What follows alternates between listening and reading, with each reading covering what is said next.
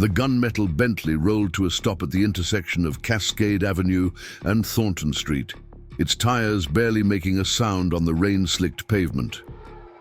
Inside, Thaddeus Blackwood glanced at his watch, a rare Patek Philippe chronograph, worth more than what most people in this neighborhood made in 5 years. "Damien, take the side streets. Traffic on Meridian is backed up again," Thaddeus instructed his driver, without looking up from his tablet, where quarterly projections for Blackwood Industries scrolled beneath his fingertip. "Before we jump back in, tell us where you're tuning in from, and if this story touches you, make sure you're subscribed, because tomorrow I've saved something extra special for you." "Sir, there appears to be some kind of street market ahead," Damien replied, gesturing toward the crowd spilling onto the road from Walton District's monthly artisan fair. Thaddeus sighed, irritation creasing the corners of his steel-gray eyes. "Fine, I'll walk the rest of the way. The fresh air might clear my head before the Singaporean investors arrive." The moment Thaddeus stepped from his vehicle, the city assaulted his senses. Cascade City in autumn carried a peculiar blend of wood smoke, rain, and the salty tang from the harbor. He breathed deeply, appreciating the temporary escape from the sterile, climate-controlled environment of Meridian Plaza, where he'd spent the past 72 hours orchestrating the Nakamura acquisition. At 48, Thaddeus Blackwood cut an imposing figure, even among Cascade City's elite. 6'3", with prematurely silver hair that only enhanced his patrician features, his presence commanded attention without effort. The charcoal Brioni suit he wore had been hand-tailored to his athletic frame, a remnant of collegiate rowing days that he maintained through predawn workouts in his private gym. Thaddeus navigated through the crowd with practiced indifference, his mind already outlining points for the upcoming meeting. Blackwood Industries had expanded exponentially in the 8 years since Lyra's death, his grief transmuted into relentless ambition. The company's market value had tripled, each acquisition and merger serving as another brick in the mausoleum he built around his heart. He would have continued straight through the market without a second glance had it not been for the flash of iridescent blue that caught his peripheral vision, a color so specific, so hauntingly familiar, that it stopped him mid-stride. There, at a small card table tucked between a pottery stand and a bakery display, sat 3 identical boys. 8 years old, perhaps, with unruly jet-black curls that fell across foreheads too serious for their age. They hunched over a velvet display cloth spread with jewelry pieces that seemed incongruously elegant for their makeshift booth. But it wasn't the jewelry that made Thaddeus's breath catch in his throat. It was their eyes, startling cobalt blue with flecks of silver near. The pupils, his eyes, the exact unusual coloration that had marked Blackwood's for generations. One of the boys looked up then, his gaze connecting with Thaddeus's across the crowded street. The recognition that flashed between them was primal, inexplicable. Thaddeus felt the world narrow to a pinpoint, sound fading as though he'd been plunged underwater. "Mister, would you like to see our collection?" the boy called out, his voice carrying a lilt that transported Thaddeus 8 years into the past.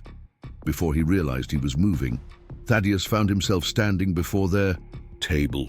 The displayed jewelry pieces were extraordinary, delicate silver wirework inlaid with opals and small, perfect moonstones. Craftsmanship that he'd seen only once before, from hands that had been still for nearly a decade.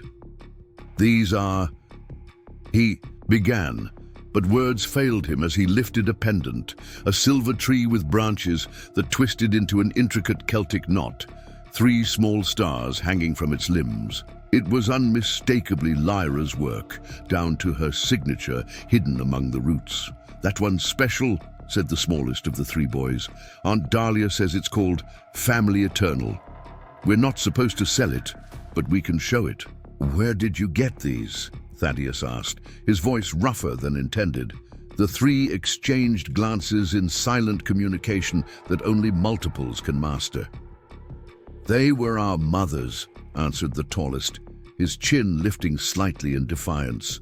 "She made them before she died. I'm Orion. These are my brothers, Phoenix and Vega. Names from the night sky. Lyra's passion. Stars she'd traced for Thaddeus on summer nights at the observatory where they'd first met. Your mother." Thaddeus couldn't finish the sentence, his mind racing through impossibilities. "She died when we were born," Phoenix said matter-of-factly, though his small fingers tightened around a silver bracelet he wore. "Aunt Dahlia says she was the most talented silversmith in Cascade City, Lyra Castellanos, the name he'd spent 8 years trying not to say aloud, the woman whose death during a supposedly routine cesarean section had hollowed him out, leaving only ambition and regret. The cesarean that had delivered their stillborn son, or so he'd been told. "What's your full name?" Thaddeus asked, struggling to maintain composure. "Blackwood," Vega answered, head tilted curiously. "Orion, Phoenix, and Vega Blackwood Castellanos. Are you okay, mister? You look like you've seen a ghost." The world tilted beneath Thaddeus's Italian leather shoes. These boys, these triplets with his eyes and Lyra's delicate features, couldn't exist. Dr. Kierstead had confirmed their son was stillborn. Cousin Imogen had identified Lyra's body while Thaddeus lay sedated, grief and his rare blood condition rendering him unstable. "Who takes care of you?" he managed, aware he was frightening them but unable to stop. "Our Aunt Dahlia," Orion answered, subtly moving in front of his brothers. "She'll be back soon. She just went to get us hot chocolate." Thaddeus's phone vibrated insistently in his pocket. The Singaporean investors waiting in his conference room, the Nakamura acquisition, the empire he'd built while these three boys, his sons, sold their dead mother's jewelry on a street corner. "I'd like to buy this," he said suddenly, pointing to a silver cuff bracelet inlaid with moonstones. "How much?" $300, Phoenix said confidently, clearly the business-minded brother. "It's genuine silver and Australian opals. Her mother never used anything fake." Thaddeus reached for his wallet, extracting $3,000 bills without hesitation. "Keep the change," he said, placing the money on the table as Orion carefully wrapped the bracelet in indigo silk paper, Lyra's favorite color. "That's too much," Vega protested, his young brow furrowing in concern. "Consider it an investment in your future," Thaddeus replied, his mind already formulating a plan. "What's the name of your shop?" "Starlight Artifacts," Orion answered. "It's just down Lunar Lane, the blue building with the silver door." Thaddeus nodded, taking the wrapped package and tucking it into his pocket. "Thank you," he said. The team... Words entirely inadequate for the earthquake happening in his chest. He walked away on unsteady legs, pulling out his phone and dialing his head of security. "Reynolds," he said without preamble when the man answered. "I need everything you can find on Lyra Castellanos' death and her sister, Dahlia Castellanos. Current residence, occupation, everything. And I need you to discreetly obtain DNA samples from 3 boys at the Volton District Market. Preparing and narrating this story took us a lot of time, so if you are enjoying it, subscribe to our channel. It means a lot to us. Now back to the story. I'm texting you their location now." "Sir, the Singaporean delegation," his assistant's voice interrupted on the other line. "Reschedule," Thaddeus cut her off. "Family emergency." The words felt foreign on his tongue. Family. A concept that had died with Lyra. Or so he'd thought. Inside the Bentley, Thaddeus examined the bracelet more closely. Beneath the central moonstone, nearly invisible unless you knew to look, was Lyra's maker's mark. A tiny constellation. But there was something else beside it, something he'd never seen in her work before. 3 connected stars, the mark of a different hand. The triplets weren't just selling Lyra's jewelry, they were continuing her work. As Damien navigated back toward Meridian Plaza, Thaddeus stared unseeing at the city streets.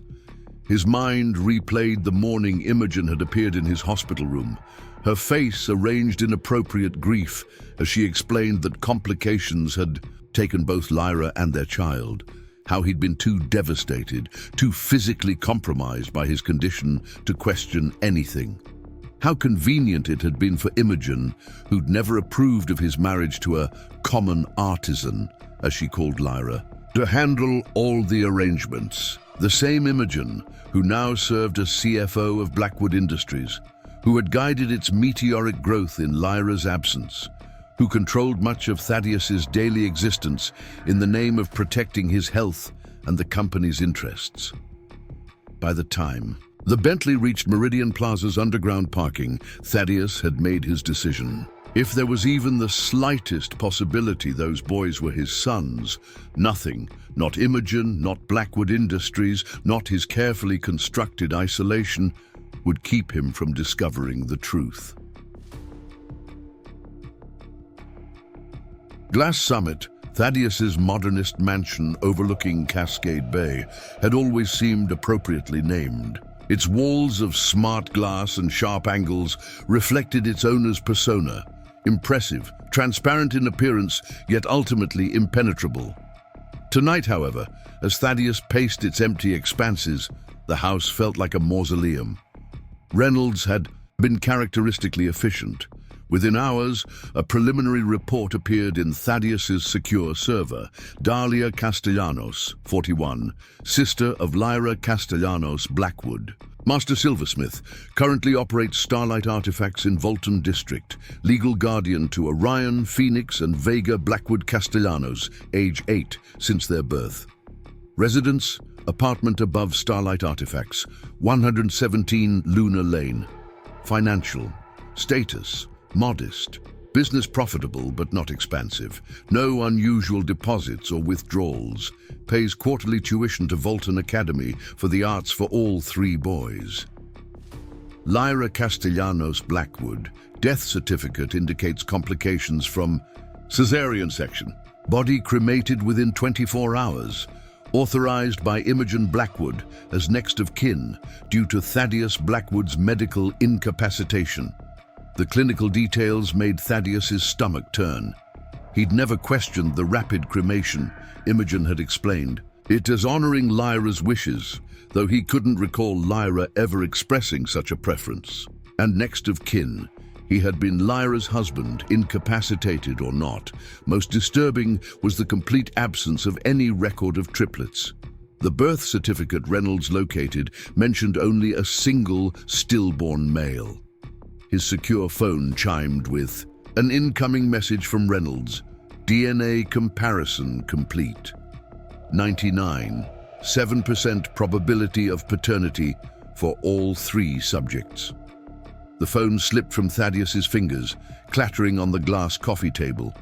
His sons, 3 living, breathing extensions of himself and Lyra that he'd never known existed.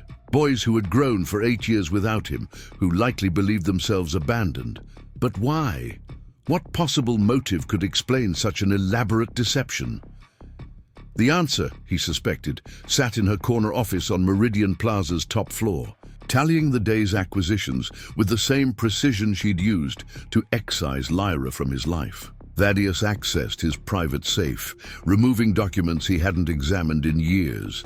His and Lyra's marriage certificate, her life insurance policy, substantial at Imogen's insistence, despite Lyra's protests. The inheritance documents from his parents, stipulating that control of Blackwood Industries would remain with Thaddeus alone unless he produced an heir, in which case shares would be distributed among his children upon their 21st birthdays. The motive crystallized with sickening clarity. With Lyra and any potential heirs eliminated, Imogen maintained her position of influence over both Thaddeus and the company. She'd never expected him to discover the truth. Why would he venture into Volton District? a place Lyra had loved. But he rarely visited. Yet a deeper question remained unanswered. If Lyra hadn't died in childbirth as claimed, what had actually happened to her? And why were the boys with Dahlia rather than their mother? The doorbell's chime interrupted his thoughts. At this hour, with no appointment, it could only be one person. Your secretary said you'd taken ill, Imogen said by way of greeting, brushing past him into the foyer. At 55, she remained striking, tall and angular with the same Blackwood, blue eyes, though hers held none of the warmth that had characterized Lyra's. The Nakamura deal cannot wait for one of your episodes, Thaddeus. The paperwork needs your signature tonight. Interesting timing, Thaddeus replied, making no move to take the folder she extended. I've just been reviewing some old documents, myself. Something in his tone made Imogen pause, her practiced smile faltering slightly. Oh? Anything I can help with? Perhaps. He gestured toward his study. I could use your insight on a puzzling situation. Imogen followed, her Louboutins clicking against the marble floors with military precision. In the study, Thaddeus indicated she should sit, but remained standing himself. I was in Volton district today, he began conversationally, watching her face. Quite by accident. The micro-expression that flashed across Imogen's features was so swift he nearly missed it. Fear, quickly masked by polite interest. What could possibly draw you to that bohemian nightmare? She asked lightly. Surely not nostalgia. I met 3 extraordinary boys selling jewelry at the artisan market, Thaddeus continued, ignoring her question. Talented young silversmiths, triplets actually, with the most remarkable eyes. Imogen's knuckles whitened around the folder she held, but her voice remained steady. How fascinating. But I failed to see the relevance to the Nakamura situation, which requires immediate Blackwood eyes, Thaddeus interrupted. My eyes, Imogen. In the faces of 3 8-year-old boys who also happened to bear the Blackwood name alongside Castellanos. The silence that followed was absolute. Imogen's face underwent a remarkable transformation, calculation replacing her initial shock. You've always been susceptible to seeing Lyra's ghost, she finally said, her tone softening to one she might use with a delusional patient. These episodes of yours, the blood condition, they've worsened since the Westlake merger. Dr. Kierstead warned this might happen. Hallucinations, confusion. Reynolds confirmed paternity an hour ago. Thaddeus cut through her fabrication. 19.9, 7%. Those boys are my sons, Imogen. Sons you told me never existed. Imogen set the folder aside, abandoning pretense. What exactly do you think happened, Thaddeus? That I spirited away 3 infants and invented a death?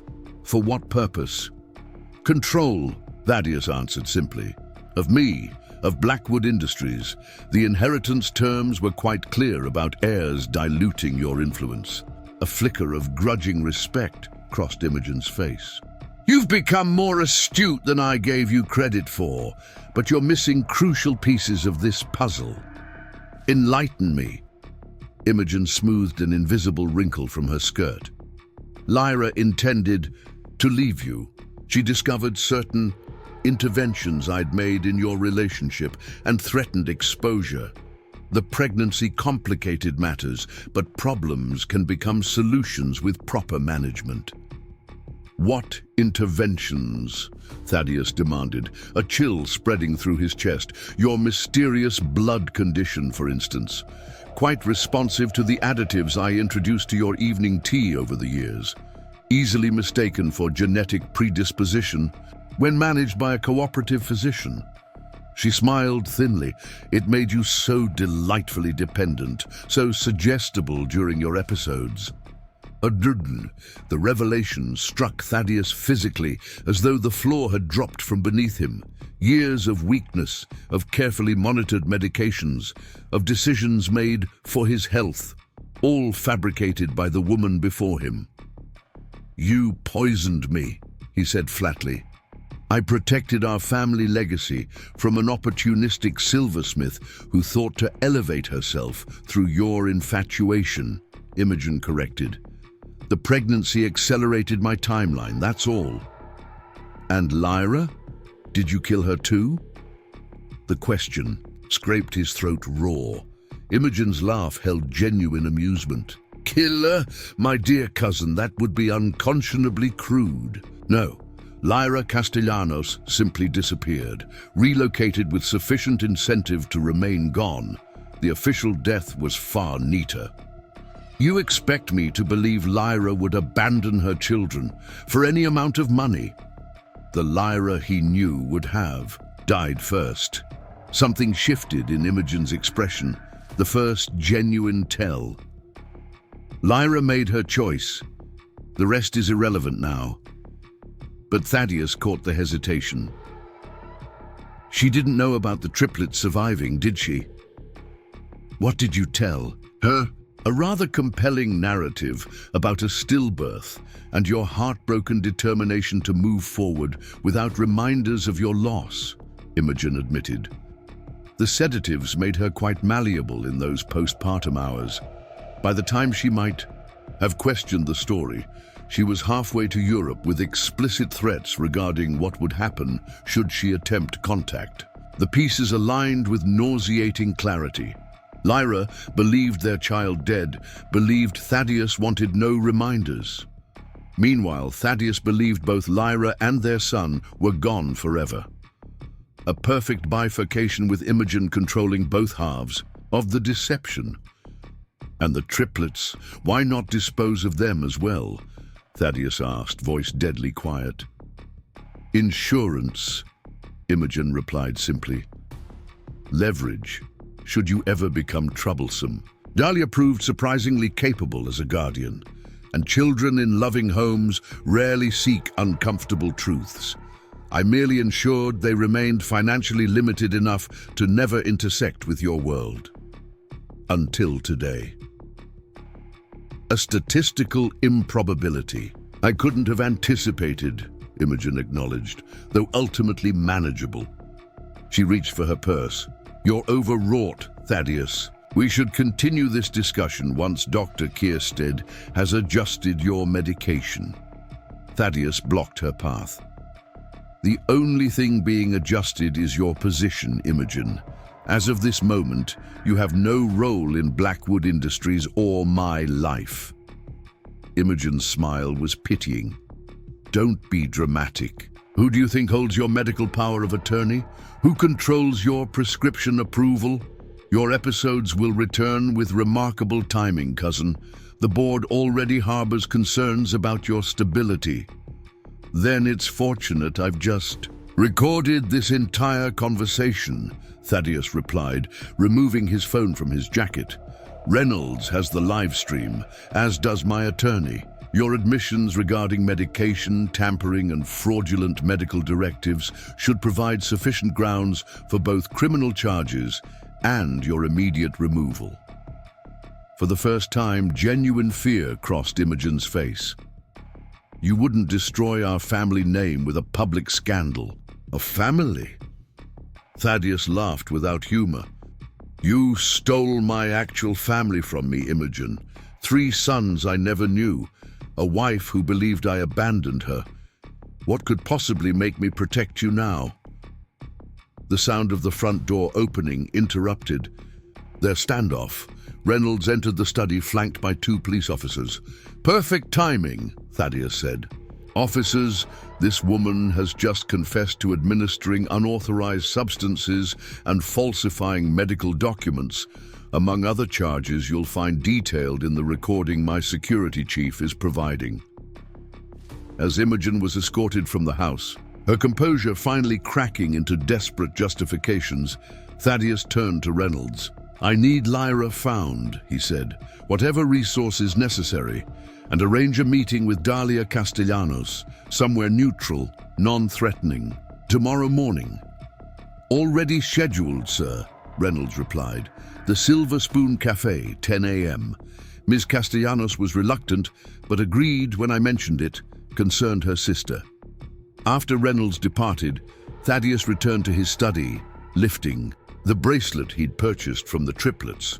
The moonstone caught the light, reflecting fractured patterns across the ceiling, like stars, he thought. Lyra's stars. For 8 years, he'd built an empire on the foundation of a lie. Tomorrow, he would begin dismantling that empire if necessary, to reclaim what actually mattered. If Lyra was still alive as Imogen claimed, he would find her. And he would bring her home to the sons who had somehow continued her legacy through silver and starlight, even without knowing the full truth of their origins.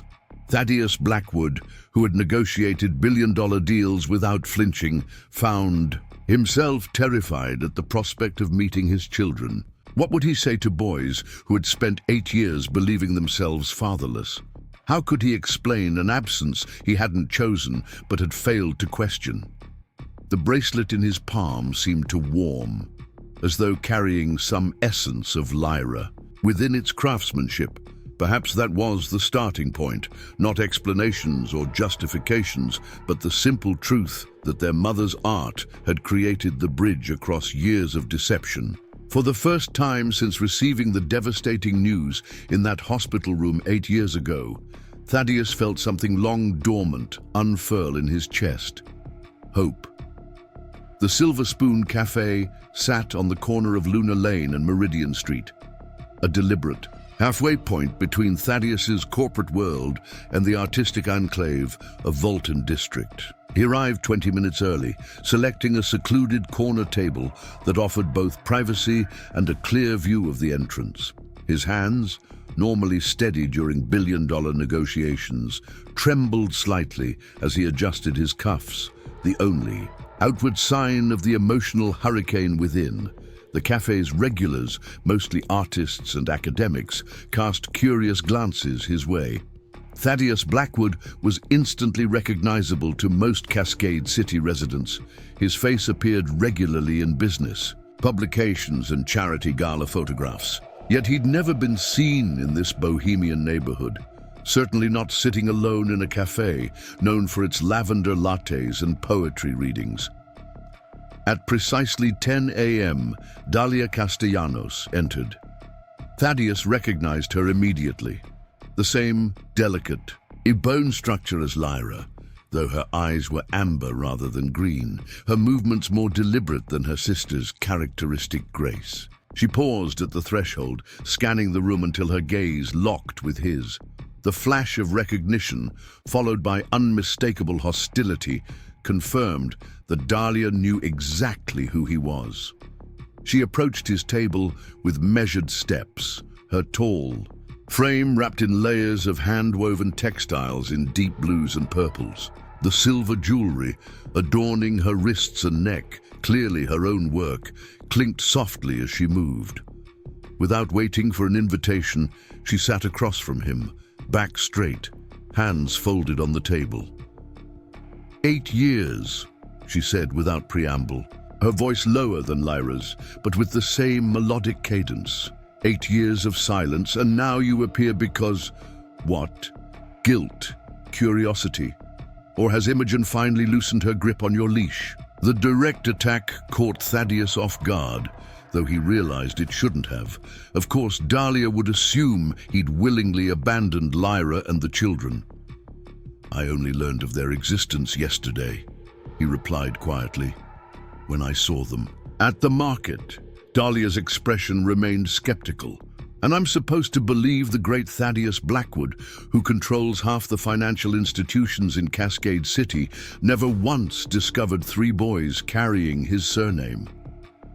Imogen ensured I wouldn't, Thaddeus said. The deception was, ooh, comprehensive. Comprehensive, Dalia repeated flatly. An interesting choice of word for abandoning your pregnant wife and leaving her to believe her baby died. Thaddeus felt as though he'd been struck. What are you saying? Don't play innocent. Dalia's voice hardened. Lyra told me everything before she disappeared. How you'd agreed to the pregnancy despite your medical concerns, then changed your Mind when complications arose. How you sent Imogen to deliver the news that her son had been stillborn and that you wanted a clean break. No reminders of your genetic failure, I believe was the phrase. The cafe seemed to tilt around Thaddeus as Dahlia's words aligned with Imogen's confession from the previous night, creating a fuller picture of the elaborate lie. That's what Lyra believes happened. That's what happened, Dahlia corrected, though uncertainty flickered briefly in her amber eyes. Unless you're suggesting Imogen fabricated the entire scenario? That's exactly what I'm suggesting. Thaddeus leaned forward. Imogen has been poisoning me for years to maintain control over Blackwood Industries. She's currently in police custody for that and other charges. But more importantly, are you saying Lyra is alive? The question hung between them like a suspended breath. Dahlia studied his face with an artist's attention to detail, searching for deception. You really don't know, she finally said, wonder and confusion replacing hostility. Goddess, preserve us. You actually believed she died. Where is she? Thaddeus asked, struggling to keep his voice even. Please, Dahlia. Dahlia shook her head slowly. I don't know. Not precisely. After she recovered from the birth, she left the country, said it would be easier for everyone if she disappeared completely. She sends postcards occasionally, never with return addresses. The last one came from somewhere in Greece, about 2 years ago. And the boys? How did they come to be in your care if Lyra survived? She didn't know they survived either, Dahlia explained, her expression softening. Lyra was unconscious when they were delivered. When she woke, Imogen told her the baby, she never knew there were 3, had died. She was broken, couldn't even bear to see the body. Thaddeus closed his eyes briefly, imagining Lyra's suffering. So, how did you end up with 3 infants? I received a call from a nurse at Cascade Memorial, Dahlia continued. She said triplets had been born to my sister. That paperwork indicated they were to be immediately placed for private adoption. But something felt wrong. By the time I reached the hospital, Imogen had already filed a death certificate for a single stillborn male. But the nurse had already moved the triplets, Dahlia nodded, to the neonatal intensive care. They were small but healthy. I convinced the hospital administrator to delay any transfer until paternity could be established, then used every legal avenue to gain temporary custody. Imogen fought it initially, then suddenly withdrew her objection on the condition that I maintain absolute secrecy and relocate away from your usual haunts. She allowed you to keep them because they gave her leverage, Thaddeus realized aloud. Insurance, as she called it. Perhaps, Dahlia agreed. Though I suspect she simply calculated that 3 infants would be harder to place discreetly than 1, easier to let me raise them in obscurity than risk exposure through multiple adoption arrangements. Thaddeus absorbed this information, reevaluating 8 years of perceived reality. The boys, do they know anything about me? About Lyra? They know their mother was an extraordinary artist who loved them before they were born, Dahlia said. They know their father was told they didn't survive. I never wanted them to believe they were deliberately abandoned. Gratitude washed through Thaddeus. Despite everything, Dahlia had preserved the possibility of reconciliation, had protected not only the boys, but the potential for their family to someday heal. Thank you, he said simply, for raising them, for keeping Lyra's art alive through them. Something in Dahlia's posture relaxed marginally. They're remarkable children. Orion has Lyra's focus, Phoenix her business instinct, and Vega her empathy. And all 3 have her gift with metal and stone. And I want to know them, Thaddeus said quietly, and I want to find Lyra to tell her the truth. Dahlia studied him for a long moment. Finding Lyra won't be easy. She's deliberately made herself difficult to locate. As for the boys, she hesitated. They're curious about you, especially after yesterday, but they're also protective of each other and wary of change. I understand. I don't expect immediate acceptance. I just want a chance. After another measured pause, Dahlia reached a decision. They finish school at 3. Come to Starlight Artifacts at 4. I'll prepare them for your visit. She stood, signaling the end of their conversation. And Thaddeus, if this is some elaborate corporate manipulation, or if you hurt those children in any way, remember that silversmiths work with acids and torches daily. The threat, delivered with perfect composure, would have amused Thaddeus under different circumstances. Instead, he simply nodded. I understand. As Dahlia turned to leave, Thaddeus called after her. The bracelet I bought yesterday, it had Lyra's maker's mark, but there was another symbol beside it. Dahlia looked back. Something like pride, softening her features. The triplet mark. The boys added to pieces they helped create. Lyra taught them from her womb, Thaddeus. Her art flows in their blood as surely as your eyes shine from their faces. Garrick Mercer's law offices occupied the historic Templeton building. Its marble columns and brass fixtures deliberately old-fashioned in a city increasingly dominated by glass and steel. As family attorney for the Blackwoods for over 20 years, Garrick had navigated the family through business acquisitions, personal scandals, and the occasional questionable research venture with equal discretion. At 68, his silver hair and Oxford cloth shirts gave him an air of trustworthy antiquity that served the firm well. Clients found his traditional demeanor reassuring, his methodical approach comforting.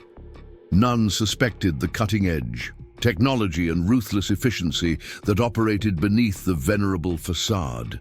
When his private line rang at 11:42 a.m., Garrick answered immediately, recognizing the number. I trust the situation is contained, he inquired without greeting. Temporary complication. Imogen's voice was tight with controlled fury. Thaddeus recorded our conversation. I've been charged with several minor offenses. Hardly minor if they obtained an immediate arrest, Garrick observed, fingers already flying across his keyboard to access confidential files. What specifically? Medication tampering, medical fraud. Nothing that won't be dismissed once Thaddeus's mental instability is properly documented. Garrick paused his typing. Mental instability may be difficult to establish, given recent blood work would likely show an absence of the compounds you've been administering. He's had episodes without medication before, Imogen countered. The groundwork has been laid. For years, more pressing is his discovery of the Castellanos situation. This information caused Garrick genuine concern. The triplets? How? Sheer misfortune. He encountered them selling jewelry in Walton District. Reynolds confirmed paternity this morning. This complicates matters considerably, Garrick noted, his tone remaining even despite the significant implications. The inheritance stipulations regarding heirs are precisely why we implemented the original plan, Imogen cut in. I need immediate intervention, Garrick. Use whatever resources necessary to neutralize this threat. Thaddeus has already contacted Dahlia Castellanos. Garrick considered the chessboard of options before him. The European contingency may be our best option. If Lyra Castellanos were to suddenly reappear, yes, Imogen agreed immediately. Activate that protocol. The timing must appear coincidental rather than reactive. And your immediate legal situation, handle it. Imogen's voice hardened. I've protected Blackwood Industries for 30 years. The board will back me once they understand Thaddeus's condition has deteriorated. After ending the call, Garrick swiveled in his leather chair to face the wall of legal tomes behind his desk. With practiced movements, he removed a specific volume, revealing a biometric scanner. Moments later, a hidden panel slid open, exposing a secure safe containing documents never entered into the firm's digital systems. The file, labeled Castellanos Contingency, contained materials Garrick had hoped never to access. Passport copies, financial trails, and most crucially, the address of a small villa on the Greek island of Naxos, where Lyra Castellanos had been living under the name Elena Petros for the past 7 years. Unlike Imogen, Garrick had maintained discreet surveillance on Lyra, considering her disappearance less permanent than his client presumed. Contingencies required careful management, and loose ends had a way of unraveling at inopportune moments. What Imogen didn't know was that Garrick had negotiated directly with Lyra during those chaotic days following the triplets' birth. While Imogen had crafted the narrative of stillbirth and abandonment, it was Garrick who had arranged Lyra's financial settlement and relocation, convincing her that disappearance was the only way to protect herself from Thaddeus's influential family. He had, of course, neglected to inform Lyra about the survival of her children. One manipulation necessitated another. Now, he faced a decision that would determine not only his professional future, but potentially the control of Blackwood Industries itself. The triplets' existence threatened the succession plan he'd carefully arranged with Imogen, redirecting significant shares away from their intended recipients. Garrick lifted the secure phone from his desk drawer and dialed a number used only for exceptional circumstances. "Contingency Helios requires immediate attention," he said when the call connected. "Naxos location. Subject must be relocated within 24 hours. Priority level Alpha." With that arrangement in motion, Garrick turned his attention to Imogen's legal predicament. The charges themselves were manageable. Evidence could be disputed, witnesses discredited. The real challenge lay in countering Thaddeus's newfound clarity and determination. For that, more subtle approaches would be necessary. Starlight artifacts occupied a narrow Victorian building with mullioned windows and a distinctive blue facade. Silver wind chimes hung by the entrance, creating delicate music with each opening of the door. Inside, display cases lined the walls, showcasing jewelry that transcended mere ornamentation to become wearable sculpture. At precisely 4 o'clock, Thaddeus stood before the shop's silver threshold, more apprehensive than he'd ever been before any corporate negotiation.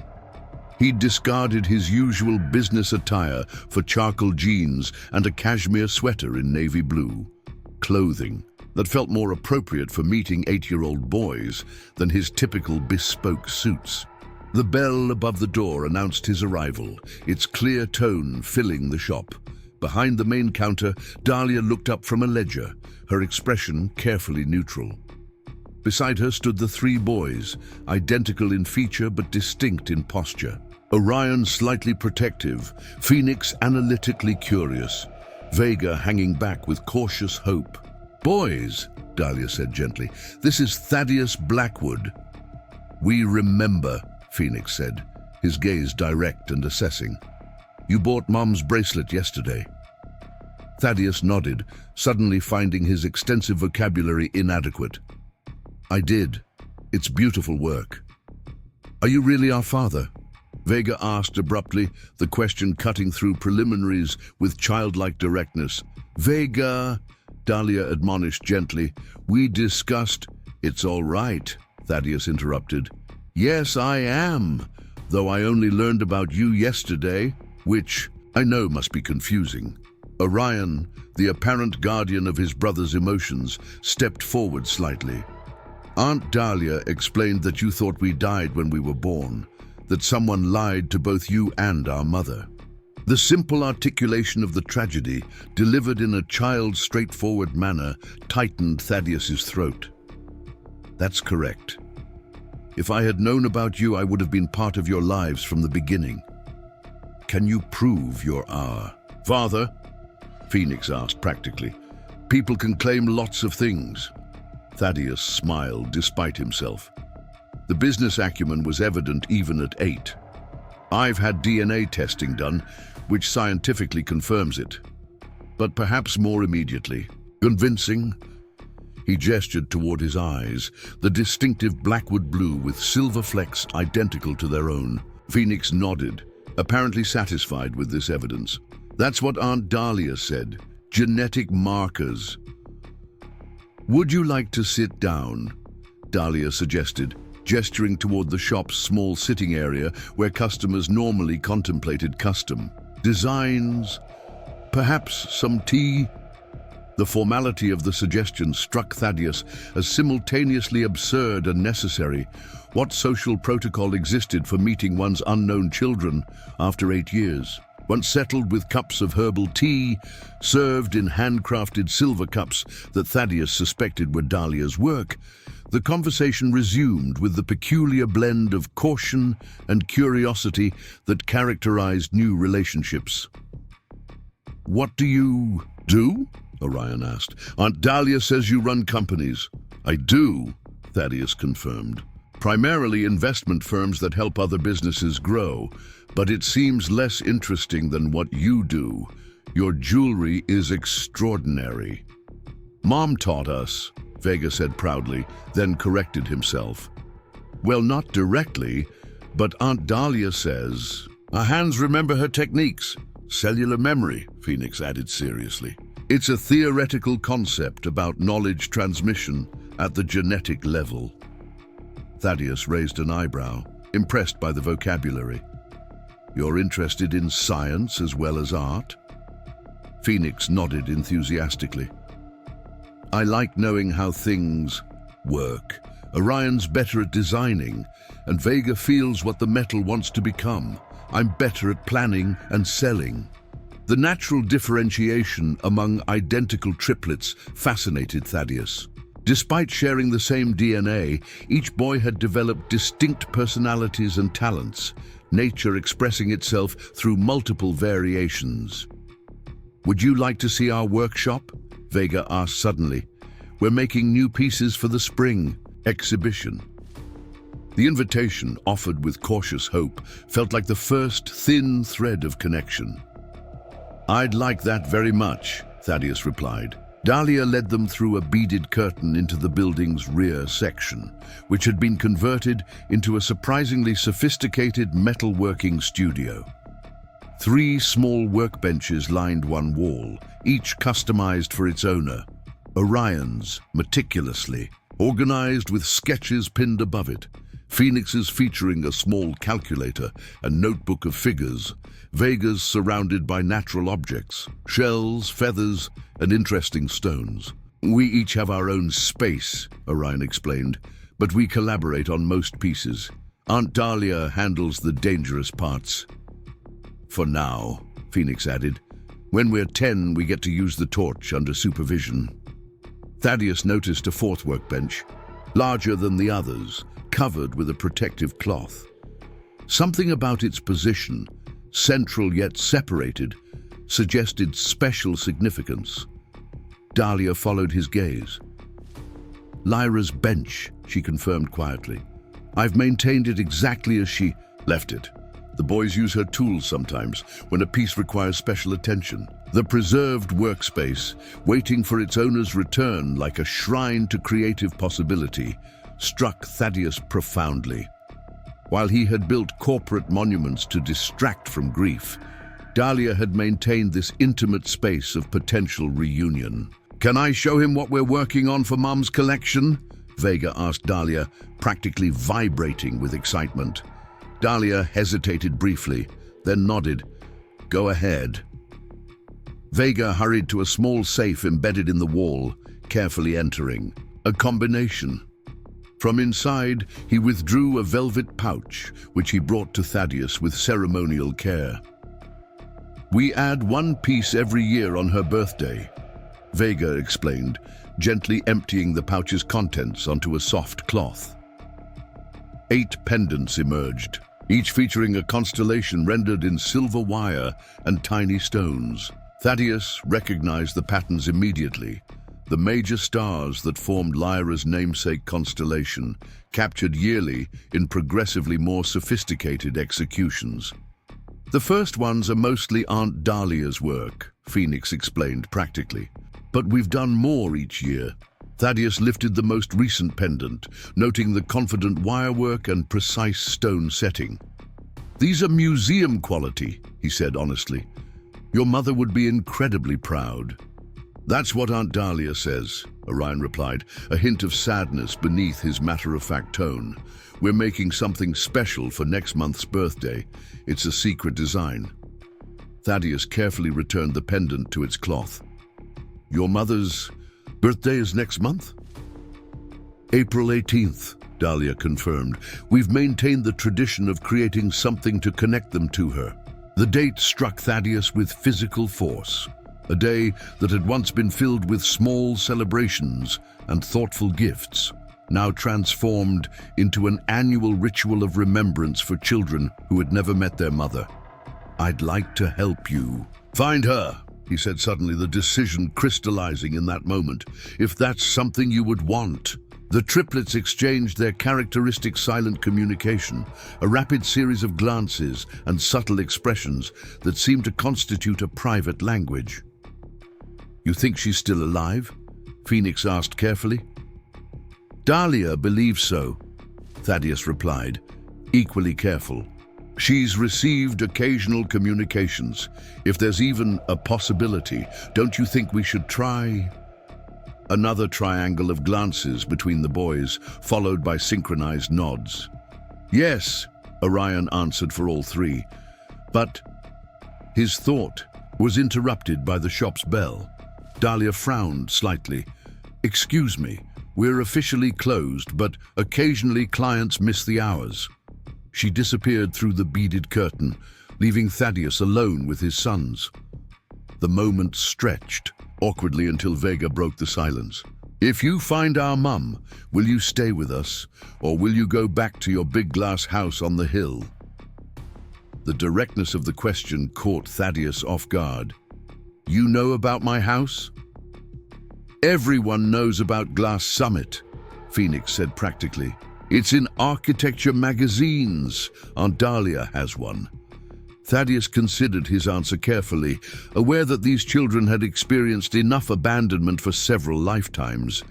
I would very much like to be part of your lives regardless of whether we find your mother. But I understand that trust takes time to build. Aunt Dahlia says trust is like silverwork, Orion offered. It has to be hammered out carefully and annealed repeatedly to be strong. She's very wise, Thaddeus replied, impressed by the metaphor. Dahlia's return interrupted further conversation, her expression troubled. Thaddeus, there's someone here asking for you. A Mr. Mercer? Thaddeus frowned. Garrick had no reason to track him to Starlight artifacts unless something significant had developed with Imogen's case. My family attorney. This is unexpected. He says it's urgent, something about Imogen. I should speak with him, Thaddeus decided, reluctant to end his time with the boys, but concerned about what new complication might have arisen. Would it be all right if I return tomorrow? The triplets looked to Dahlia, who nodded slightly. We're working in the studio all day. You're welcome to join us, perhaps for lunch. The casual invitation represented significant progress from their morning confrontation. I'd like that very much. In the shop's front section, Garrick Mercer stood examining a silver brooch with academic interest. At 5'10", with distinguished silver hair and rimless glasses, he embodied the archetypal trusted advisor, precisely the image he'd cultivated throughout his career. Garrick? Thaddeus greeted him with mild surprise. How did you find me? Your assistant mentioned you had an appointment in Volton District, Garrick replied smoothly. Given yesterday's developments, I made an educated guess. Remarkable craftsmanship here, he added, gesturing toward the displayed jewelry. "What's happened with Imogen?" Thaddeus asked, lowering his voice despite the fact that Dahlia had discreetly withdrawn to give them privacy. "The charges have been formally filed," Garrick reported. "However, there's been an unexpected development that requires immediate attention." He glanced meaningfully toward the workshop doorway. "Perhaps we might discuss this somewhere more private." Thaddeus hesitated, reluctant to cut short his first meeting with the boys. "Can it wait until tomorrow?" "I'm afraid not," Garrick insisted. "It concerns Lyra Castellanos." The name, spoken in this context, sent a jolt through Thaddeus. "You have information about Lyra?" "Not here," Garrick cautioned. "The situation is delicate." Conflicted, Thaddeus glanced toward the workshop where his newly discovered sons waited. Just hours into establishing contact, leaving abruptly, felt dangerously like reinforcing abandonment patterns. Yet if Garrick had information about Lyra... "Give me a moment," he told Garrick, then returned to the workshop. The triplets looked up expectantly as he entered, their identical expressions shifting toward disappointment as they sensed his imminent departure. "I'm sorry," Thaddeus said, crouching to their eye level. "There's an urgent matter I need to address, potentially concerning your mother, but I promise I'll return tomorrow for lunch if that's still acceptable." Vega's hopeful expression faltered slightly. People make promises all the time. The simple observation carried the weight of 8 years of absence. Thaddeus reached into his pocket, removing his watch. A Patek Philippe passed through Blackwood. Generations. "This watch belonged to my grandfather," he explained, placing it in Vega's small hand. "It's one of my most treasured possessions. I'm leaving it with you until I return tomorrow as promised." The significance of the gesture wasn't lost on the boys. Phoenix examined the watch with expert appreciation. "This is worth more than our entire inventory, which means I have significant motivation to return," Thaddeus confirmed with a slight smile. "Tomorrow, at noon," after receiving Dahlia's confirmation and saying goodbye to the boys, Thaddeus rejoined Garrick in the shop's front section. The attorney was examining a particular display case with unusual intensity. "The resemblance in design elements is remarkable," Garrick observed. "Lyra's influence is clearly evident despite her absence." The comment, seemingly casual, struck Thaddeus as oddly specific. "You were familiar with Lyra's work." "I appreciate craftsmanship in all forms," Garrick replied smoothly. "Shall we discuss the matter at hand? My car is waiting." As they exited Starlight Artifacts, Thaddeus felt the weight of separation from the boys immediately, a connection. Barely established now, temporarily severed. But if Garrick's information could lead to Lyra, the brief interruption would be worthwhile. Neither man noticed the silent figure watching from the shadow of a neighboring doorway, nor did they see her slip into Starlight Artifacts moments after their departure, her experienced hands easily bypassing the shop's modest security system. Inside Garrick's Bentley, Thaddeus turned expectantly toward his attorney. "What have you discovered about Lyra?" Garrick's expression remained professionally neutral. "We've received credible intelligence regarding her current location. However, the situation is complicated by Imogen's legal predicament and certain actions she appears to have initiated before her arrest." "Meaning what exactly?" "Meaning," Garrick said carefully, "that Imogen may have already dispatched resources to relocate Lyra before you can establish contact. We have approximately 24 hours to reach her current residence in Greece before that occurs."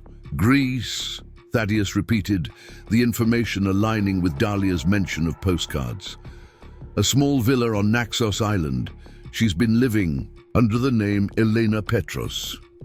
Garrick removed a folder from his briefcase, extending it to Thaddeus. "All relevant details are here, including travel arrangements. My assistant has prepared the Blackwood jet for immediate departure." Thaddeus accepted the folder, mind racing.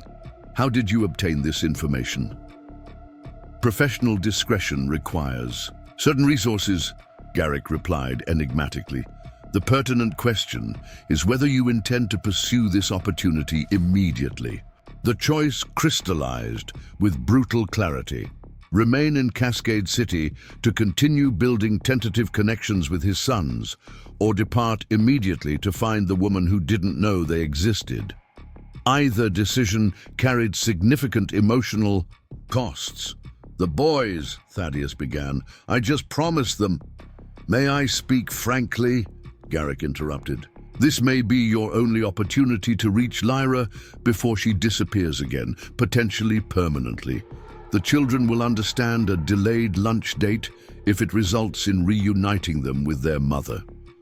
Put that way, the decision seemed obvious. Yet something in Garrick's uncharacteristic urgency triggered Thaddeus's newly awakened caution. I need to inform Dahlia of this development, he said, reaching for his phone. She's as invested in finding Lyra as I am. Garrick's hand closed over Thaddeus's wrist, preventing the call. I would strongly advise against involving anyone else at this juncture. Imogen's network is extensive. Information leaks could jeopardize the entire operation. The physical contact, unusual for the typically reserved attorney, combined with the pressure tactics raised Thaddeus's internal alarms. Would the real Garrick Mercer, careful legal strategist for 3 decades, suddenly produce international intelligence and ready a private jet without thorough verification? Or was this another manipulation? Actually, Thaddeus said carefully, withdrawing his hand from Garrick's grip, I think I need more time to consider the implications. Let's return to my office and review the documentation thoroughly before making any decisions. Something flickered briefly behind Garrick's professional facade, frustration perhaps, or calculation. Time is of the essence, Thaddeus. By tomorrow, Lyra could be beyond reach. Nevertheless, Thaddeus insisted, the certainty growing, that something was fundamentally wrong with this scenario.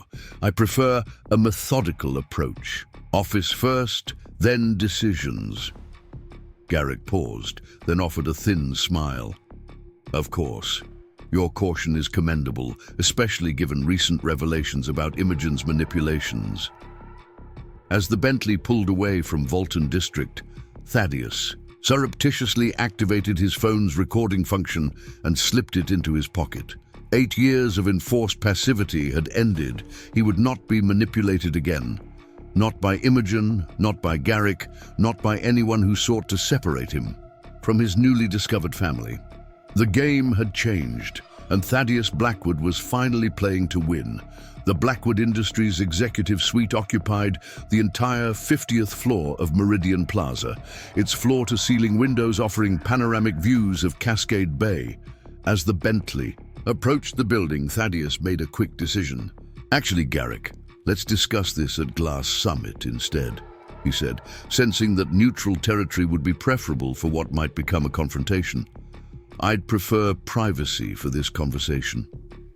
If Garrick was disturbed by the change, in plans, he masked it perfectly.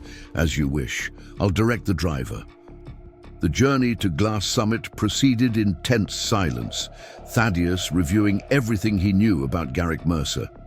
The attorney had joined Blackwood Industries shortly after Thaddeus's father died, recommended by Imogen as family counsel with impeccable credentials. For 15 years, Garrick had handled everything from acquisitions to personal legal matters with apparent loyalty and discretion. Yet Thaddeus now questioned every relationship, every decision from the past decade.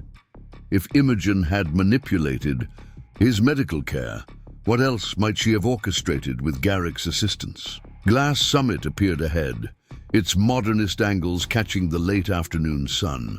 The house had always seemed an appropriate reflection of Thaddeus's public persona, impressive but remote, transparent yet ultimately impenetrable.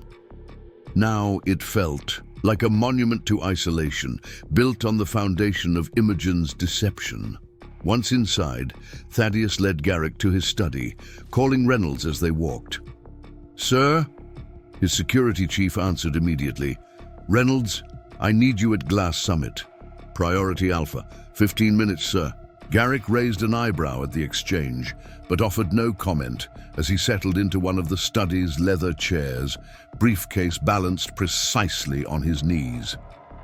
Now, Thaddeus said, remaining standing to maintain psychological advantage, explain exactly how you obtained information about Lyra's whereabouts when Dahlia Castellanos, her own sister, has been unable to locate her for years.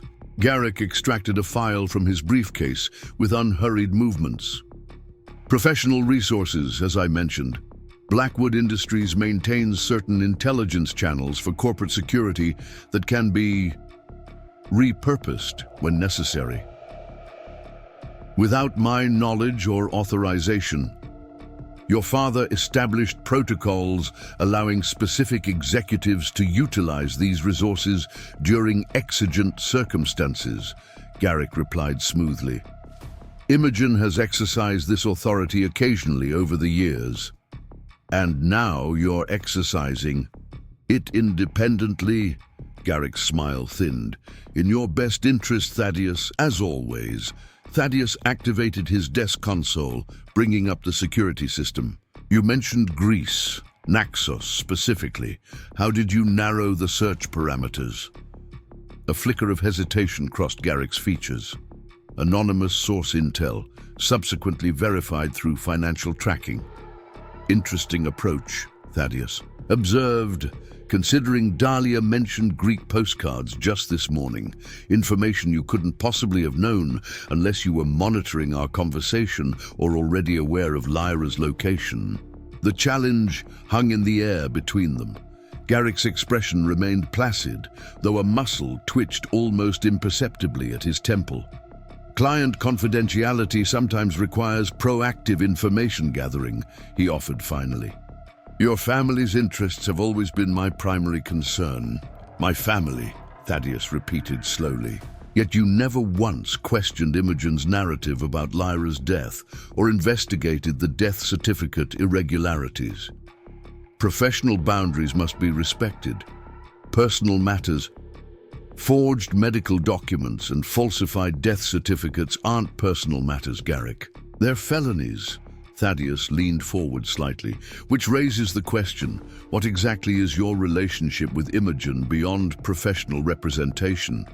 The direct question triggered a subtle shift in Garrick's demeanor, a recalculation behind his measured facade.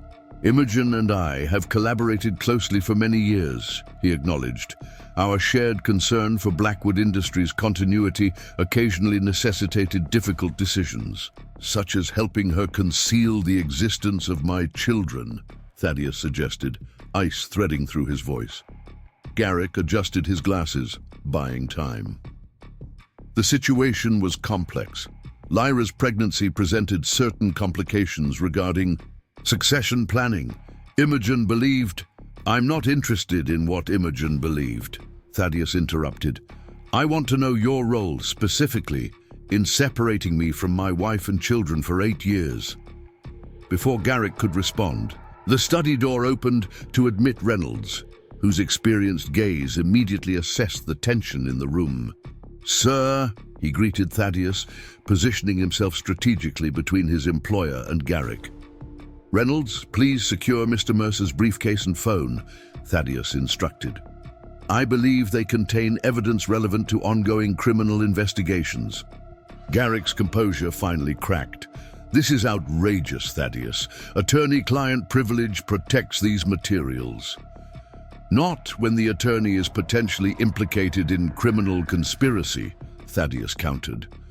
The privilege exception for crime fraud applies, as you well know.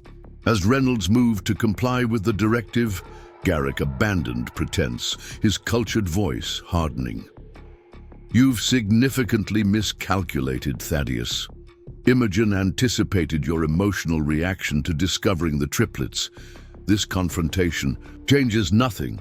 By tomorrow, Lyra will have vanished again, permanently this time, and your momentary advantage will evaporate. The direct threat confirmed Thaddeus's suspicions. So Imogen does know where Lyra is. She's been monitoring her all these years. Contingency management, Garrick replied, disturbingly calm, despite his compromised position. Imogen leaves. Nothing to chance. The board meeting tomorrow will address your competency concerns, coincidentally occurring while you're experiencing another medical episode. Quite unfortunate timing. The pieces connected with chilling clarity. Whether Thaddeus pursued Lyra in Greece or remained in Cascade City, Imogen had arranged for him to be neutralized, either through manipulated board action or more direct methods abroad. "Reynolds," Thaddeus said quietly, "Mr. Mercer needs secure accommodation while we sort this out. The garden guest house should suffice, with appropriate monitoring." "You can't detain me," Garrick protested, as Reynolds relieved him of his phone and briefcase. "I'm your family attorney." "Actually," Thaddeus corrected, "as of this moment, you're terminated as counsel for both myself and Blackwood Industries. Reynolds will ensure you're comfortable while we contact the authorities regarding your role in Imogen's activities." As Reynolds escorted a visibly seething Garrick from the study, Thaddeus turned his attention to the attorney's briefcase. Inside, he found the expected folder on Lyra's supposed location, but also something more disturbing: detailed protocols for having Thaddeus declared mentally incompetent, complete with affidavits from Dr. Kierstead attesting to his deteriorating condition, and historical documentation of episodes that had been carefully manufactured over years. Most chilling was a document dated the previous day, outlining succession plans for Blackwood Industries that would transfer controlling interest jointly to Imogen and Garrick in the event of Thaddeus's incapacitation. The depth of betrayal momentarily staggered him. While he'd suspected Imogen's manipulations extended beyond separating him from Lyra, the comprehensive nature of her planned coup exceeded even his darkest assumptions. His secure phone chimed with an incoming call from the police detective handling Imogen's case. "Mr. Blackwood," Detective Harlow's voice was tense. "We have a situation. Imogen Blackwood was released on bail 2 hours ago. The judge cited her. Substantial community connections despite our objections."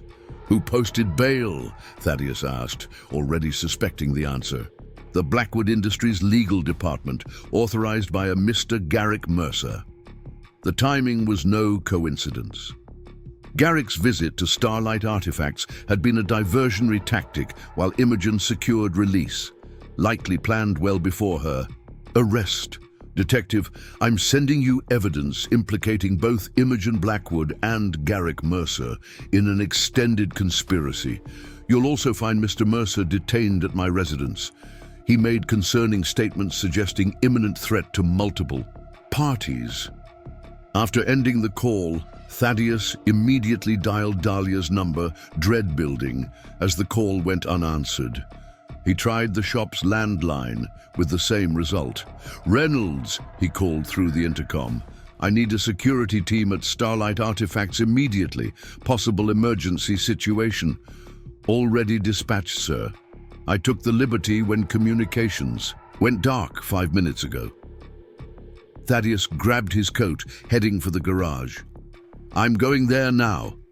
Have the team secure the premises, but wait for my arrival before entering." The drive back to Volton District stretched interminably, each minute amplifying Thaddeus's fear for the triplets and Dahlia. Imogen had demonstrated she would go to extreme lengths to maintain control of Blackwood Industries. With her carefully constructed narrative now threatened by the triplets' existence, what measures might she take? Starlight Artifacts came into view, its distinctive blue facade now surrounded by gathering twilight. Reynolds' security team had established a perimeter, their unmarked vehicles positioned discreetly around the building. "No movement inside," the team leader reported as Thaddeus approached. "Lights are on, but no response to calls. The security system appears disabled. Heat signatures? 4 distinct readings. 1 adult, 3 children, main floor rear section." Relief washed through Thaddeus. They were alive, at least. Any signs of forced entry? Negative, sir. If someone entered, they either had access credentials or exceptional skills. Thaddeus approached the shop door, noting with concern that it was slightly ajar. The silver wind chimes hung silent, their delicate structure disturbed. "Stay in position," he instructed the security team. "I'm going in alone. If I'm not out in 10 minutes, or if you hear anything concerning, enter immediately." The shop's interior appeared undisturbed at first glance, display cases intact, nothing obviously missing. Yet the silence felt wrong, the usual ambient music absent. "Dahlia?" Thaddeus called softly. "Boys?" No response came from the workshop beyond the beaded curtain. Drawing a steadying breath, Thaddeus moved forward, pushing the curtain aside with deliberate care. The tableau that greeted him stopped his heart momentarily. Dahlia sat rigidly in a chair, arms bound behind her, a sophisticated silver wire wrapped around her throat, not tight enough to choke, but positioned to threaten. Nearby, the triplets huddled together on a workshop bench, their identical expressions reflecting fear tempered with defiance. And standing between them, a length of silver wire drawn taut between elegant hands, was a woman Thaddeus had believed dead for 8 years. "Lyra," he breathed, the name escaping involuntarily. She turned at his voice, and Thaddeus felt the world contract to a single point of focus. She was thinner than he remembered, her once lustrous chestnut hair now streaked with premature silver, but her green eyes remained unchanged, though currently cold with purpose, rather than warm with the love he recalled. "Hello, Thaddeus," she said, her voice hauntingly familiar despite its hardened edge. "This is quite the family reunion, isn't it?" "Mom?" Vega's small voice broke the tension, confusion, and hope mingling in the single syllable. Lyra's expression faltered momentarily as she glanced toward the triplets, genuine pain flickering across her features before the mask returned. "Yes, apparently I am," she said, her tone softening slightly, "though no one bothered to inform me of your existence until 3 hours ago." Thaddeus took a careful step forward. "Lyra, whatever Imogen told you..." "Imogen?" Lyra laughed. The sound brittle. "I haven't spoken to your cousin in 8 years, not since she delivered your message that our failed genetic experiment was better forgotten." Understanding dawned with devastating clarity. "Garrick," Thaddeus said. "He contacted you, not Imogen." Lyra's slight nod confirmed his suspicion. "Your faithful attorney sent evidence this morning, quite compelling documentation of how you and Imogen collaborated to separate me from my children while allowing me to believe they had died." "Fabricated evidence," Thaddeus countered, carefully assessing options as he spoke. The wire in Lyra's hands was both her artistic medium and potentially lethal. "Garrick works with Imogen, not me. They've been manipulating both of us for years." "A convenient narrative," Lyra observed, though uncertainty flickered briefly in her eyes.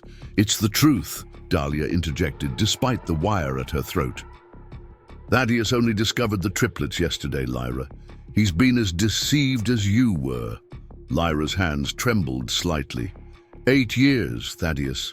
8 years believing our child died, that you wanted nothing to do with me or the memory of our marriage. While I spent those same years believing you had died, Thaddeus responded quietly, grieving you every day, building an empire to distract from the emptiness. Their gazes locked across the workshop. 8 years of manufactured separation crystallized in a moment of shared recognition. "The boys have your eyes," Lyra whispered, vulnerability briefly replacing anger. "And your talent," Thaddeus replied. "They've kept your art alive, Lyra, created pieces you would be proud of." Orion, ever protective, spoke up. "If you're really a mother, why are you threatening Aunt Dahlia?" The direct question from her son, a child she hadn't known existed hours earlier, visibly shook Lyra. The silver wire lowered slightly in her hands. I thought, she began, then faltered. The evidence suggested Dahlia was complicit in keeping you from me. Aunt Dahlia saved us, Phoenix stated with 8-year-old certainty. She taught us about you every day. We make special jewelry. For your birthday every year. Vega slipped from the bench, approaching Lyra despite Dahlia's warning sound. We have your pictures and your special tools. Aunt Dahlia says my hands know silver the same way yours do. The simple statement, delivered with childlike directness, accomplished what rational arguments could not. Lyra's composure crumbled, the silver wire falling from suddenly nerveless fingers.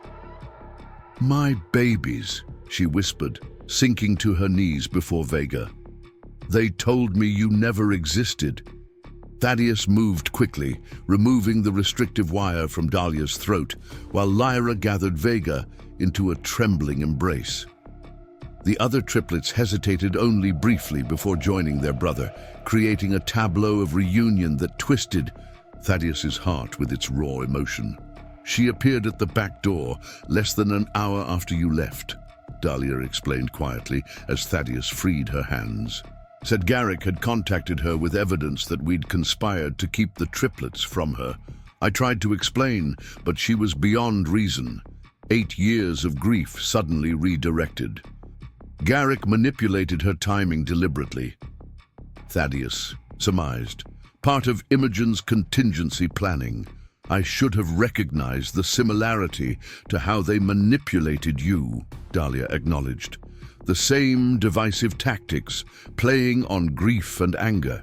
Across the workshop, Lyra was touching the triplets' faces with wonder, tears streaming unchecked down her cheeks as she traced features that mirrored her own. 8 years of enforced separation collapsed into desperate connection. Thaddeus approached cautiously, unwilling to interrupt, but needing to ensure Lyra understood the ongoing danger. Lyra, he said gently, I know this is overwhelming, but we need to move somewhere secure. Imogen has been released on bail, and she's desperate to maintain control of Blackwood Industries. The boys are a direct threat to her plans. Lyra looked up, her vulnerability immediately replaced by maternal protection. No one will threaten my children, she stated with absolute certainty. Not again. Our children, Thaddeus corrected softly. Their eyes met over the triplets' heads, a world of manipulation and misunderstanding suspended between them. Not forgiveness. That would require time and healing, but perhaps the beginning of understanding. We have secure accommodations prepared, Reynolds reported from the doorway, his team having entered when the situation de-escalated. The police have apprehended Mr. Mercer and are seeking Miss Blackwood. Take everyone to the secondary location, Thaddeus instructed, not Glass Summit. Imogen knows all the security protocols there. As Reynolds organized their departure, Thaddeus crouched beside the family grouping, still feeling like an outsider, despite his biological connection to the boys. You kept your promise, Vega noted, spotting him. You came back. The simple observation carried profound significance, a first step toward trust. I'll always come back, Thaddeus replied, the words forming a vow. Lyra's gaze met his, years of pain and confusion evident in her expression. Thaddeus, I don't know if we can rebuild what was destroyed. Too much has happened.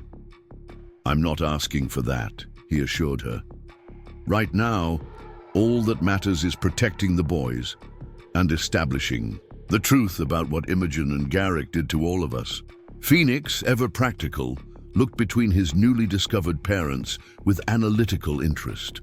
Statistically, only 42% of reconciled couples maintain long-term stability after extended separation.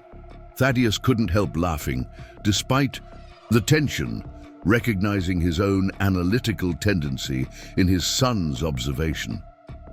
Where did you learn that particular statistic? Research, Phoenix replied seriously. I like to understand probabilities. The Blackwood family estate on Orcas Island had remained largely unused since Thaddeus's parents died. Situated on 20 private acres, with its own dock and security perimeter, the century-old mansion offered both protection and neutrality, a place neither Thaddeus nor Lyra associated with painful memories. 3 days had passed since their dramatic reunion at Starlight Artifacts. 3 days of adjustments, revelations, and cautious reconnection. Imogen remained at large despite an extensive manhunt, having apparently prepared offshore contingencies in case her plans collapsed. Evening found Thaddeus on the mansion's stone terrace, watching the triplets explore the extensive gardens with Dahlia. Their boundless energy seemed undampened by recent events, their resilience remarkable. "They adapt quickly," Lyra observed, joining him at the balustrade. "More quickly than adults." Thaddeus nodded, acutely aware of her proximity after years of absence. "They're extraordinary children. Your sister did an amazing job raising them." "Ah, our children," Lyra corrected, echoing his earlier words. "And yes, Dahlia gave them stability and love when neither of us could." She paused, watching as Orion discovered a particularly interesting rock formation. "I still can't believe I missed 8 years of their lives." "We both did," Thaddeus reminded her gently. "Different kinds of absence, but absence nonetheless." Lyra's hands rested on the stone railing, her fingers unconsciously tracing patterns as they always had when she was processing emotions. The habit was so familiar it made Thaddeus's chest ache with remembered intimacy. "I've been reading the evidence Reynolds assembled," she said finally. "The extent of their manipulation is staggering. Imogen and Garrick orchestrated everything. Your supposed rejection, my death, the separation of the triplets, the falsified medical condition, all to maintain control of Blackwood Industries," Thaddeus confirmed. "The inheritance provisions my father established would have distributed significant shares to any children I produced." "It wasn't just about money or control," Lyra observed. "Imogen truly believed she was protecting the Blackwood legacy from dilution. In her mind, I was an unworthy addition to the bloodline. While, ironically, the triplets represent the strongest continuation of that bloodline in generations," Thaddeus noted with grim amusement. 3 identical carriers of Blackwood genetics. They fell silent, watching the boys construct an impromptu rock sculpture under Dahlia's guidance. The domesticity of the scene contrasted sharply with the corporate machinations still unfolding in Cascade City. "What happens now?" Lyra asked finally. "With Blackwood Industries?" "The board has temporarily suspended Imogen pending investigation. I've appointed interim leadership while I focus on family matters." He gestured toward the triplets. "Some things are more important than corporate empires." Lyra studied his profile with undisguised surprise. "The Thaddeus I knew would never have prioritized family over business. The Thaddeus you knew was young and foolish," he acknowledged, "and hadn't experienced the emptiness of success without connection." Her expression softened slightly. "We've all changed, I suppose. Greece taught me simplicity and patience. Silverwork became my therapy, creating beauty from raw elements. You continued your art? Under a different name. Elena Petros developed quite a following in certain European circles." A ghost of a smile touched her lips. "Ironic that I finally achieved the artistic recognition I sought while hiding from my true identity." Movement in the garden drew their attention. The triplets had discovered an ancient tire swing hanging from a massive oak tree, taking turns pushing each other with infectious laughter. "I never thought I'd see this," Lyra admitted, her voice thick with emotion. "Children playing on your family estate. When we were married, it seemed so unlikely given your medical diagnosis." "Which was manufactured by Imogen all along," Thaddeus reminded her. She'd been adding compounds to my food and medication for years, creating symptoms that mimicked genetic blood disorders. Brilliant and monstrous, Lyra observed. She understood that controlling your health meant controlling you. Until yesterday, Thaddeus replied with satisfaction. The board received comprehensive medical documentation confirming I have no underlying condition. 8 years of unnecessary treatments and manipulated test results, all orchestrated by Imogen with Dr. Kiersted's cooperation. Lyra's hand moved unconsciously toward his on the railing, then hesitated. I'm glad the truth is finally emerging. Before Thaddeus could respond, Vega spotted them and waved enthusiastically from the swing. Mom, Dad, come see how high we can go. The casual use of Dad, the first time any of the triplets had addressed Thaddeus this way, sent an unexpected wave of emotion through him. Beside him, Lyra noticed his reaction. They've accepted you more quickly than I anticipated, she observed. Especially Vega. I'm still earning their trust, Thaddeus replied, as I suspect I'll be doing with you for some time. Lyra considered this. Trust requires truth. We have that now, at least. The rest. She shrugged, leaving possibilities, unspoken. Mom, Dad. Phoenix's call was more insistent. Scientific observation requires parental participation. Lyra laughed, the sound achingly familiar despite the years of separation. Apparently, we're needed for experimental validation. Together, they descended the terrace steps, moving toward their sons without touching, yet somehow more connected than they had been an hour earlier. Understanding had begun to replace suspicion, shared purpose, superseding individual pain. In the garden, surrounded by the triplets' enthusiastic explanations of their swing velocity calculations, Thaddeus found himself experiencing an unfamiliar emotion. Contentment. Not the hollow satisfaction of corporate victory or the temporary pleasure of acquisition, but genuine peace. Orion tugged his sleeve. Dad, you have to push next. You're taller, so you'll generate greater momentum. Dad has engineering principles. To learn, Phoenix agreed seriously. And Mom needs to see how high we can go, Vega added, taking Lyra's hand with casual confidence. As Thaddeus took his position behind the swing, Lyra caught his eye over Phoenix's head. Her expression held cautious warmth, not quite forgiveness, but perhaps its precursor, acknowledgement of shared victimhood and collective healing. 8 years of separation had changed them irrevocably. The young couple who had fallen in love amid silver and stars no longer existed. In their place stood 2 people hardened by grief and deception, yet somehow finding their way back to connection through 3 remarkable boys with Blackwood blue eyes. Not a fairy tale ending, Thaddeus reflected as he pushed the swing higher. Vega's delighted laughter filling the garden. Something more valuable, a beginning built on truth, however painfully won. Behind them, Dahlia watched the tentative family reconstruction with quiet satisfaction. Cellular memory, she murmured. To herself, echoing Phoenix's scientific terminology, the bodies remember what the mind forgets. Connection, like silverwork, required patient annealing, heating and cooling, stressing and strengthening before achieving its final form. The Blackwood family had endured its crucible. What emerged would be stronger for having survived the flame. Up next, you've got 2 more standout stories right on your screen. If this one hit the mark, you won't want to pass these up. Just click and check them out.